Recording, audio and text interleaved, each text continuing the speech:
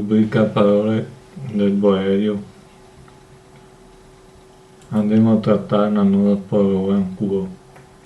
La parola di ancora è amunano.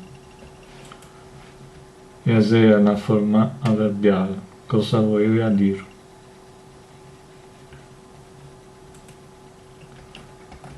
Andando a guardare il dizionario di Giuseppe Boerio e anche a gaipin.com online, significa che dice già un anno fa a un anno. Questa è la traduzione che fa il dizionario del Boerio, e praticamente dice, fa esempio, il dizionario di Boerio dice i cavoli dell'altro anno, maniera metaforica di motteggio che si dice verso colui che rammemora cose trasandate di data lontana, ed è quanto dire cose rancide, viete, stantie, come sarebbero i cavoli dell'anno avanti.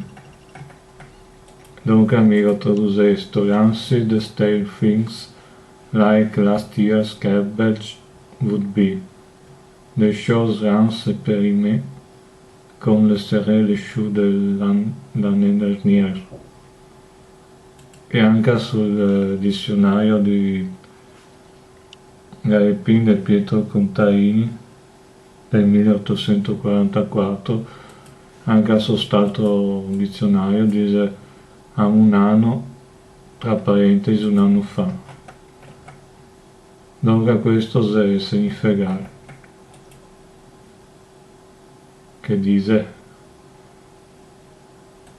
devo cercare un attimo per vedere cosa che dice in inglese.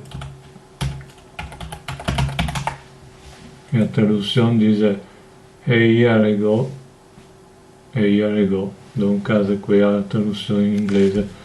Se vi è piaciuto questo video continuerei a guardare questi video di rubrica che faccio per scoprire da nuovo certe parole che sembrai veramente si stanno smentegare, e comunque la lingua chiaramente cambia, quindi cambia anche le parole.